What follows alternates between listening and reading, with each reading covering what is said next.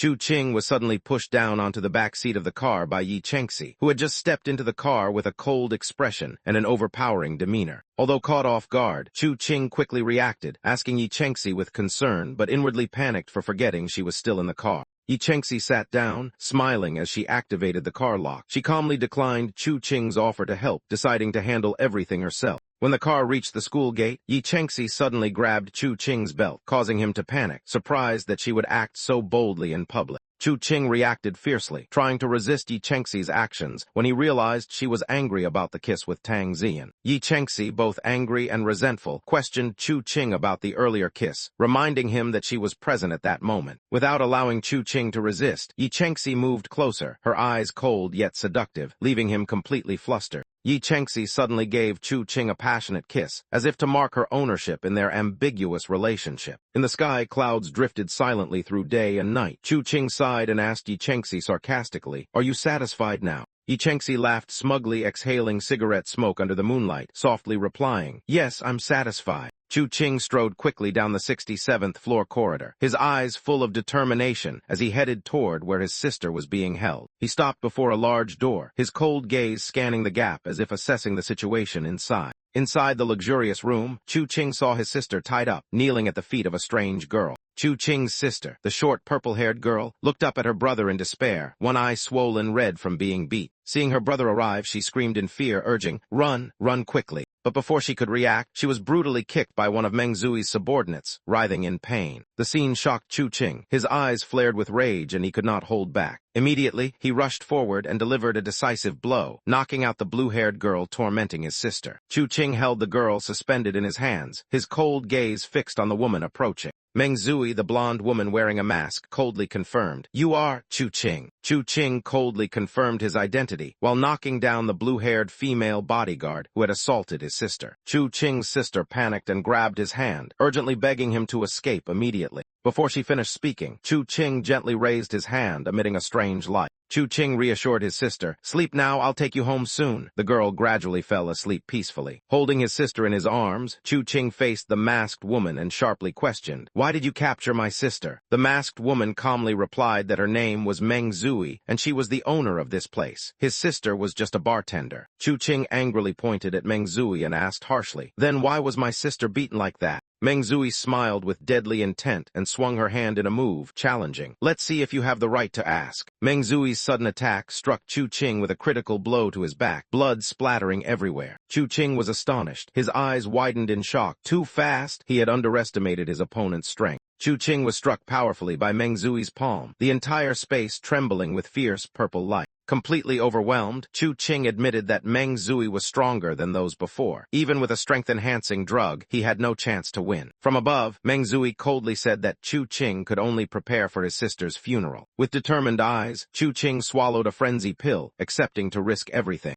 Immediately, the drug took effect. Chu Qing roared, his whole body glowing, radiating an aura that seemed to burn the space around him. The scene even shocked Meng Zui. She did not expect him to unleash such terrifying power. Chu Qing launched a deadly move, Dead Sword, a powerful and fierce sword strike aimed straight at the opponent. The entire room lit up from the earth-shattering strike. The impact distorted the entire space. Meng Zui's bodyguards panicked in the thick smoke, struggling to reassess the situation after the tremendous explosion. From within the dust, Chu Qing stepped out with his sword in hand. A brilliant aura of battle intent radiated from his body. Chu Qing stared ahead in shock, his eyes full of doubt. Even after unleashing his strongest move, he still sensed a fierce pressure approaching, something he had not anticipated. From the midst of the smoke and debris, Meng Zui calmly stepped out, exuding an overwhelming aura. She curled her lips in challenge. "Now, let me see just how strong you really are." Her absolute confidence made the atmosphere suffocating. Chu Qing was surprised to discover the condition of his younger sister. He was angry, his eyes filled with murderous intent. In front of Chu Qing stood Meng Zui, the woman wearing a veil standing majestically amidst the dust. She challenged, "Let me see how strong you really are." Meng Zui unleashed a powerful palm strike, purple energy radiating from her palm sweeping towards Chu Qing, who was holding a golden sword. The strike was so strong it shattered the ground, creating an explosion that shook the entire room. Chu Qing used his sword as support to brace himself, sarcastically remarking that Meng Zui pretended to be strong but turned out to be like other women. Meng Zui raised her hand, preparing to launch the next attack, her momentum filling the room. Chu Qing raised his hand in a gesture of truce, indicating he wanted to negotiate. Meng Zui calmly asked, "What do you want to talk about?" Chu Qing remained calm amidst the dust and asked Meng Zui directly, "Tell me, what exactly happened?" Meng Zui revealed the reason. Chu Qing's sister had slept with someone forbidden. An old lady ordered her to deal with Chu Qing's sister. To avoid trouble, she only sent people to beat her, not kill. After understanding the whole story, Chu Qing demanded Meng Zui release his sister. But as soon as he finished speaking, Meng Zui stepped closer and questioned, "What did you just say?" Chu Qing was shocked to realize the woman before him was Meng Zui, one of the strongest masters in Jingmen City. He was very suspicious that anyone dared to slap her. Meng Zui calmly recounted the incident. Chu Qing's sister dared to associate with Xing Lai, the mayor's son, so the lady punished her mercilessly. Chu Qing gritted his teeth and asked directly, wanting to know what Meng Zui truly wanted in this matter. She casually gave her condition, 300 million to redeem Chu Zio's life. If he didn't have enough money, then his sword was only worth 200 million. Chu Qing angrily shouted, affirming that no one was allowed to touch his sister. He demanded that if the mayor did not pursue it, then Chu Zio should be spared. Meng Zui laughed coldly and questioned, "Who do you think can persuade the mayor?" Then she set the price, 300 million in 3 days, or else no more talks. Chu Qing calmly offered another option. He had no money but had something more valuable to trade. Meng Zui raised her hand to receive it, showing interest when she saw the strange, glowing object in his hand. She immediately recognized it. It was spirit stone, and it definitely had something to do with Chu Qing. After the bargaining ended, Meng Zui set a condition. If he wanted to protect his sister, she needed 20 spirit stones, along with other undisclosed conditions. Meng Zui proposed an unbelievable condition. If Chu Qing wanted to save his sister, he had to spend the night with her. Otherwise, the deal would be cancelled. Chu Qing was stunned, unable to believe what he just heard. Angrily, Chu Qing pushed her hand away and loudly protested. He refused to be disrespected like that and clearly showed his integrity. However, for family love, Chu Qing still endured. He covered his sleeping sister with a blanket, telling himself it was all for family affection. Meng Zui continued to take the initiative, boldly wrapping her arms around Chu Qing, making it impossible for him to escape. Meng Zui reassured him that Chu Qing's sister would rest peacefully, and pulled him along with the promise that she would be gentle. Suddenly, Chu Qing took the initiative, touched Meng Zui's chin, and said that he was the one who would not go easy on her. Contrary to expectations, Meng Zui laughed with delight. Chu Qing's confidence and unexpected reaction made her feel intrigued. She suddenly lifted Chu Qing up like a princess, causing him to panic and shout in surprise and embarrassment. Meng Zui warned, if Chu Qing was not stronger than her, then don't think about resisting. She did not like men who disobeyed. Under the moonlight, the scene ended with a passionate kiss initiated by Meng Zui to Chu Qing, marking the beginning of a night full of hidden meanings. The long brown-haired woman with a seductive appearance smiled provocatively and asked Chu Qing with amusement, "You're really calm. Is this not your first time?" Chu Qing lay on the bed, his sharp eyes retorting, "I can't fight you back. You can kill me and steal the spirit stone anytime, so why beat around the bush?" The woman silently adjusted her hair, her gaze deep. "I have a feeling that if I kill you, I will lose a great opportunity." Chu Qing looked up at her, his voice slightly doubtful. "Just because of a hunch," she replied, gently stroking his cheek. "I don't mind playing with you slowly." Her hand slowly slid down Chu Qing's chest. The atmosphere grew tense. The reflected light made the whole room seem covered in a dangerous haze. She leaned close and whispered, "My hunch is very accurate. You can call it talent. Without it, I wouldn't be here now." The clock hands pointed to nearly 7 a.m. The scene was quiet, early sunlight filtering through the translucent curtains. Chu Qing woke up on the bed, bareheaded and tired. In his heart, he lamented, "Why did I have to make a promise to this crazy woman?" The woman stepped out of the bathroom, wearing only lingerie, smiling with satisfaction. "Surprised? You're quite good. Have you rested enough?" Chu Qing jumped up, blushing and worried. "What else do you want to do?" The long brown-haired woman, still in lingerie, held a syringe in her hand with an excited expression. She smiled and said, "Rested enough, now let's try something new."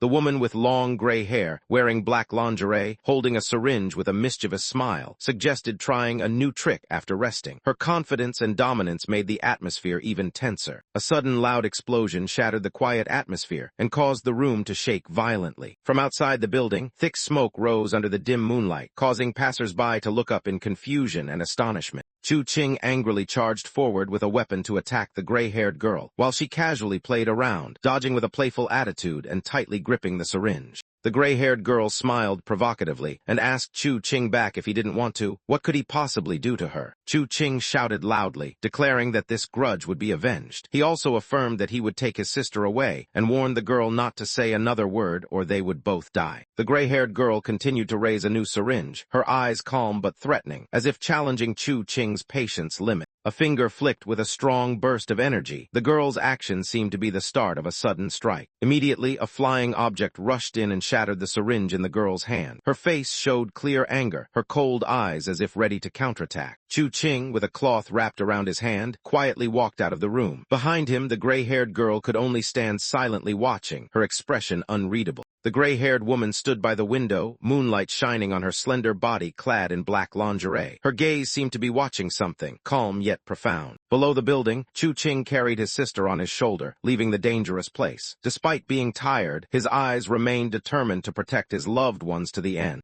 A strong golden light tore through the space. Chu Ching launched a fierce attack, clearly showing an unyielding will. Holding a sword, Chu Ching stood blocking the enemy, his sister still unconscious on his shoulder. The wind blew his tie and white shirt tails. He looked like a warrior who had just survived hell. The gray-haired woman smiled with interest. She watched Chu Ching's figure leave and murmured a single word. Interesting. Night fell over a quiet apartment building. For now, Chu Ching had brought his sister back to a safe area. Chu Ching helped his sister into the room. Her face still bore wounds and exhaustion, but he kept steady steps, carefully supporting every movement of hers. Chu Ching's father, a middle-aged man wearing a floral apron, angrily scolded his son upon seeing his daughter injured. He questioned harshly, worry and anger clearly visible on his face. Chu Ching explained to his father that his sister had been kidnapped and that he had received a call from the police to pick her up. He reassured that the wounds were only superficial and not serious. Chu Ching's father remained confused. He was surprised that their family, without money, would be targeted for kidnapping. Chu Ching replied that recently many girls had been kidnapped for organ harvesting. This case was not simple. Chu Ching's father was shocked to learn his daughter had been kidnapped and also mentioned that Chu Ching's mother's company had just encountered trouble. Chu Ching anxiously asked more about his mother's situation, but his father evaded, saying it was not something children needed to worry about.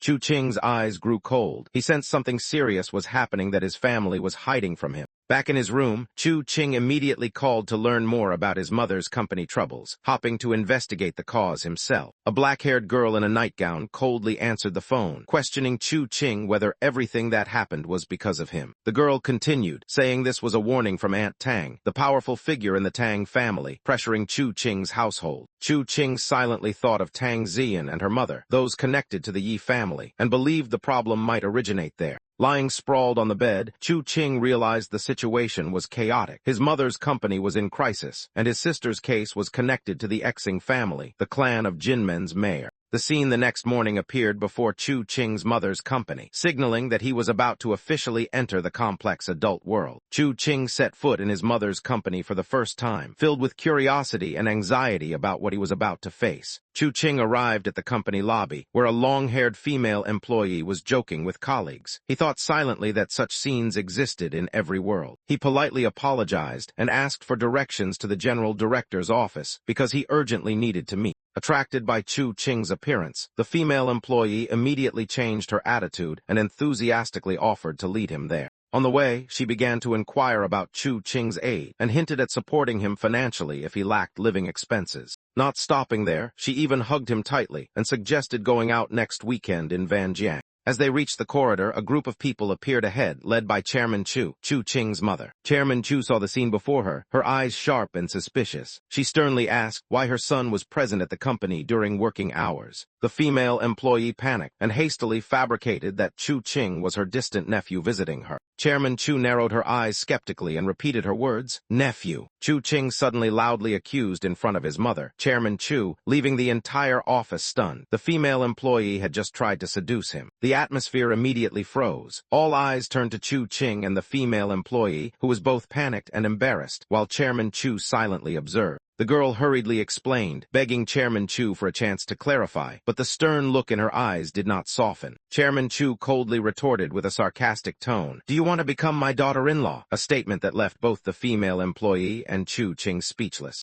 Chu Qing was stunned upon hearing that his younger sister was kidnapped, while his mother's company, chaired by Chu, was also facing serious troubles. He anxiously asked his father about his mother and the company's situation, but was brushed off, being told that such matters were not for children. That night, Chu Qing lay on his bed with a serious expression, his eyes determined as if planning something. Unable to sleep peacefully, he immediately called a girl to inquire about his mother's company situation. The girl in a nightgown, the call recipient, coldly retorted, blaming all the troubles on Chu Qing himself. She continued saying it was a warning from Aunt Tang, causing Chu Qing to start speculating it was related to Tang Xian's mother. Lying in thought, Chu Qing felt the situation was becoming increasingly serious. The parent company was in danger, and his sister was implicated with the Xing family, where the powerful Jinmen mayor resided. The next day, he decided to visit his mother's company for the first time to investigate the matter. In the company lobby, Chu Qing witnessed an unpleasant scene. A female employee, Wang Li, was flirting with a male colleague. He stepped forward and interrupted. Wang Li turned around, her eyes angry and annoyed at being cut off, while Chairman Chu Qing's mother, was also approaching with a stern expression. Chu Qing reassured his mother that he and his sister were both fine. He affirmed he would handle everything himself and hoped she would not worry. To demonstrate his power, Chu Qing used his ability to make the water in a glass glow and rise as if controlled by magic. He showcased his liquid control ability, leaving his mother, Chairman Chu, extremely astonished by the extraordinary phenomenon. Chairman Chu was angry and suspected Yi Chengxi of teaching her son martial arts, which was forbidden in this society. Chu Qing denied this, explaining it was not traditional martial arts, but a special kind of power. He promised to explain later and only asked his mother to trust his ability to protect himself and the family. Chairman Chu still did not fully believe him, thinking that since meeting Yi Chengxi, her son had completely changed. Chu Qing asked about the company's situation. Chairman Chu sternly reminded him that despite his abilities, this was still an adult matter. Yi Chengxi suddenly appeared in the office, loudly calling Chu Qing's name and cheerfully greeting his mother in a natural manner. A male employee accompanying her announced that Yi Chengxi had an important matter to discuss with Chairman Chu. Chairman Chu calmly allowed them in, while Chu Qing was surprised and puzzled as to why Yi Chengxi had come here. Yi Chengxi sat close to Chu Qing, sweetly saying she heard that Aunt's company was in trouble and wanted to help. Chairman Chu calmly explained that a virus had infiltrated the system, paralyzing all computers since yesterday. However, the technical department was handling it, and Yi Chengxi's intervention was not needed. Yi Chengxi suggested that paying money would solve everything, but Chu Qing rejected this, saying it was not a financial issue. Chu Qing proposed letting Hua take a look, as she was an expert in this field. Yi Chengxi appeared surprised and somewhat awkward. Yi Chengxi changed her tone, chuckled quietly, and said that was indeed a good idea. The scene shifted to the quiet corridor outside, showing the workplace preparing for the arrival of a new character. Yi Chengxi walked with charisma amid blazing purple energy flows, causing others to be wary. Chen Hua appeared frightened, her clothes dirty, trembling in the corridor. Chu Qing comforted Hua, asking everyone not to look at her with prejudice. Hua shyly nodded in agreement to help. After others left, Chu Qing turned to ask Yi Chengxi a private question, whether she carried any weapons. Yi Chengxi suddenly drew a gun from her sleeve, reacting fiercely upon seeing Chu Qing's suspicious behavior. She questioned him sharply, suspecting he was plotting something. Chu Qing raised both hands in surrender and calmly explained that he needed a classic semi-automatic pistol and asked if Yi Chengxi could prepare one for him. In his thoughts, Chu Qing reminded himself he needed the gun to use Vong Xian bullets when confronting Meng Zui to resolve his sister's matter, which involved the mayor's family. Yi Chengxi showed confidence, proudly asking if he thought it was very difficult. Chu Qing then asked her to help prepare the weapon. Chu Qing said goodbye and intended to meet Hua. In his heart, he thought Yi Chengxi was too impulsive and could not go along if something happened because it would cause chaos. But before he could leave, Yi Chengxi grabbed Chu Qing's collar, showing fierce jealousy that startled him. With an angry face, Yi Chengxi questioned whether Chu Qing intended to take her to meet his concubine, making him embarrassed and immediately deny it. Yi Chengxi suddenly asked where the restroom was. An employee pointed the way, while Chu Qing nervously asked what she intended to do. The women's restroom door appeared, signaling that something unusual was about to happen inside. Yi Chengxi pulled Chu Qing into the women's restroom, forcing him to sit on the toilet. This scene was both worrying and put him in an awkward situation. Chu Qing was cornered by Yi Chengxi inside the women's restroom. He awkwardly asked why she acted so boldly in a public place. Yi Chengxi was angry when mentioning that Chu Qing was surrounded by many girls. She rushed over, got close to him, and said she would teach him a lesson for daring to underestimate her. Chu Qing tried to keep his distance, raised his hand to politely refuse and affirmed, "Not today." Yi Chengxi leaned close to Chu Qing's face and pressed. Are you trying to refuse? Causing Chu Qing to hesitate, not knowing how to respond. Yi Chengxi changed her attitude, stood up, and coldly declared that if Chu Qing did not want to, she would not force him. But she warned that your women are women's business, and if one day she was in a bad mood, she would ruthlessly eliminate them. Yi Chengxi went to Chu Qing's house, took his arm proactively, and said that she heard her aunt's company was in trouble and wanted to help. Chairwoman Chu Qing's mother, maintained a serious attitude, stating that the company's system was attacked by a virus causing all computers to be paralyzed, but the technical department was handling it, so Yi Chengxi's intervention was unnecessary. Chu Qing affirmed that the problem could not be solved with money alone. Yi Chengxi asked what he intended to do. Chu Qing suggested letting Hua, a trustworthy tech expert, check the system, which surprised Yi Chengxi. Yi Chengxi forced a smile and reluctantly admitted it was a good idea. She stepped out of the room with an overwhelming aura that intimidated those around her.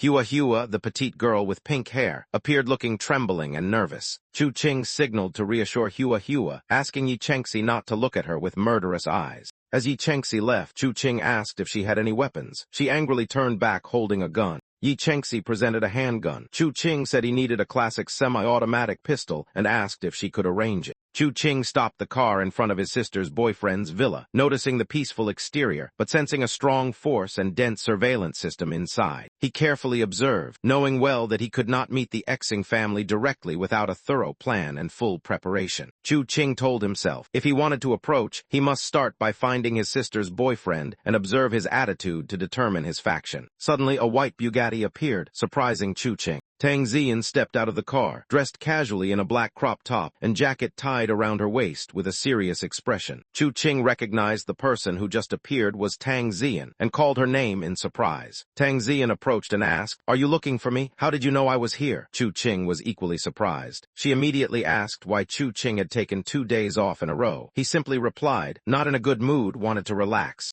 Tang Ziyan unexpectedly asked back, "Just to relax and it takes 2 days? Are you angry?" Chu Qing vaguely replied, "Angry about what?" Tang Ziyan's expression darkened. She said, "Your parent company is in trouble because of the Tang family. My mother probably said something last time that upset you and made you angry at me too." Chu Qing gently reassured Tang Ziyan, affirming that his absence from school was unrelated to her, but he was still touched by her sincere concern. Tang Ziyan frankly admitted she was worried because she was Chu Qing's girlfriend, afraid that if she let her guard down, he would get close to another girl. Chu Qing reacted strongly, frustrated by the feeling of being controlled. He declared he was not Tang Ziyan's pet to be manipulated. He suddenly changed the subject, asking Tang Ziyan about a notable name, Meng Zui. Tang Ziyan answered seriously. She said Meng Zui was the second-ranked figure among the top 10 masters in Jinmen City, responsible for the largest underground transactions here. Chu Qing denied any connection to Meng Zui, saying he had just heard about this person and was curious who else was in the top 10 masters. Tang Ziyan listed. First was No Wei from the Xing family, 2 from the Tang family, including her mother and second aunt, 2 from the Yi family, 2 from the Li family, and 2 from the military escort division.